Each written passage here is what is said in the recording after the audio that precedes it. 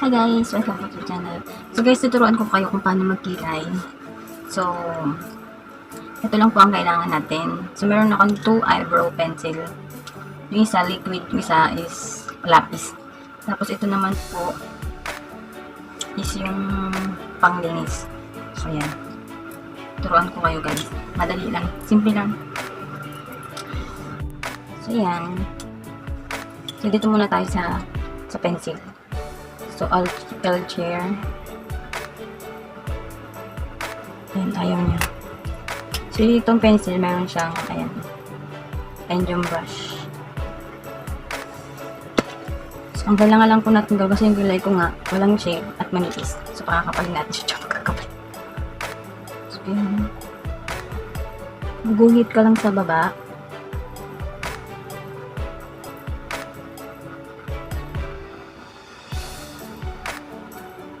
So, yun siya.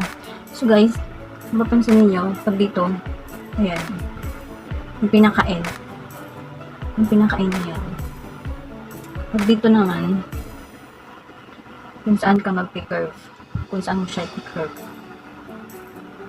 Actually, ako hindi ko na sinusukat yan. Pero nung dati nagtatry ako,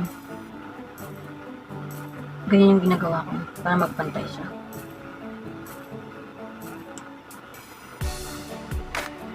So, dahil wala akong pilay, kaya kailangan natin siyang drawingan. So, ganyan na siya guys. So, nag-drawing na tayo sa baba at sa taas. And then, nalagyan lang natin sa gitna. Magsimula tayo dito guys. So, ganyan na siya. Tapos, saka mo siya gagamitan ng brush.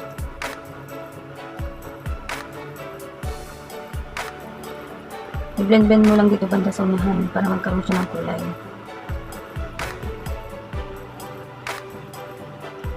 So, ganyan na siya guys. Gusto mo naman ng medyo dark dark, pwede mo naman siyang kapalan. So, ganyan na siya. So, mapapansin niyo ito yung walang kulay. Yung meron. So, para mas makapal yung kulay niya, gamitan mo siya ng liquid. So, ganun lang.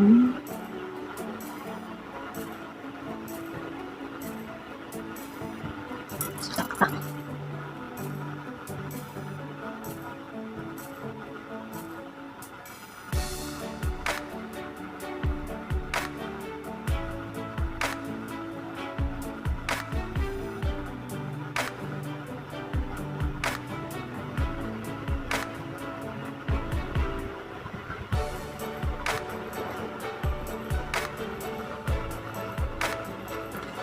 Tapos, dito naman papasok yung ito, tsaka yung liquid foundation.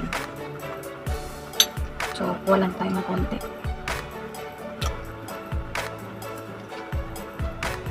Ilagay mo lang dito para ganyan.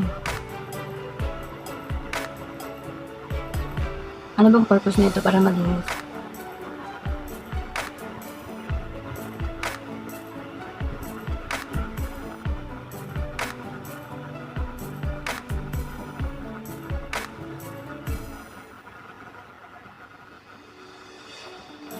So, ganyan na siya guys.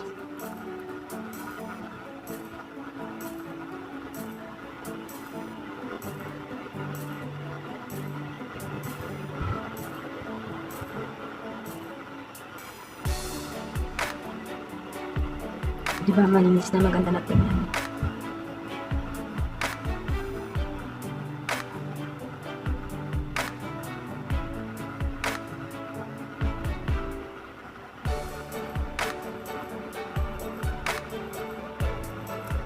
Ayan na siya guys.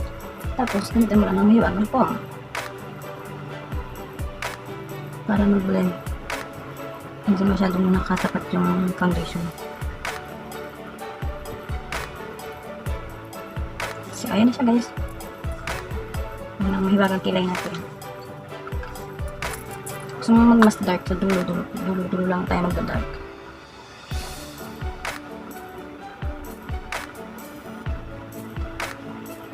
Ang ganda kasi ito guys, yung liquid, pang matagalan. Yeah.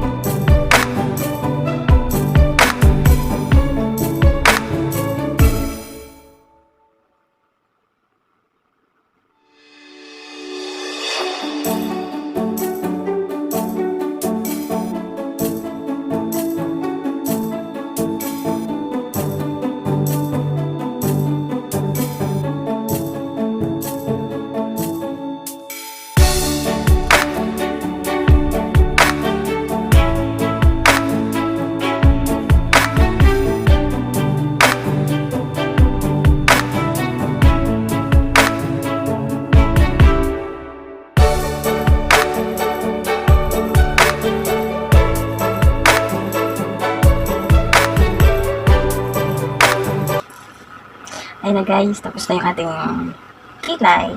Well, kilay is live. So, ganyan lang po. Actually, medyo mahirap talaga siya sa simula, lalo na kapag first time ka palang magkikilay.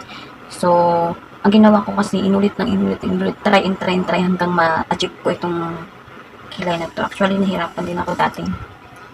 So, sa mga gustong matuto, magkilay, practice lang po kayo, matututo din kayo. So, yun na siya guys. Simple lang siya, diba? Hindi siya masyado yung makapal. Pero kung gusto mong makapal, kung may party, tapos may makeup ka. So, kung ganito lang naman na lipstick ang kakilay, so ganyan lang. Simple lang. Yan, diba? Sabi ko nga, sukat natin dito. Tapos dito. Dito yung pinaka-end ng guhit. Eh, yung dito sa taas. Yung kung saan ka mag-curve. Kung saan mo siya i-curve. So, ganyan lang. Kung first time ka palang ganyan gawin mo. Sukat ka lang dito. Dito panda. Tapos yung dito. Ayan. Tapos yung dito naman. Tapos yung itim ng mata mo. Ayan. So, doon ka mag-curve. So, yan guys. Sana may natutunan kayo sa ating tutorial ngayon. So, pasensya na kayo kasi bulong-bulong ako nandito pa ako sa bahay. And tulog pa yung mga maamo ko. Kaya kailangan, quiet. So, maraming salamat sa panonood. Sana may natutunan kayo sa video nito. And don't forget to click the thumbs up and subscribe kayo sa akin channel para updated kayo sa aking mga post na video. Maraming salamat.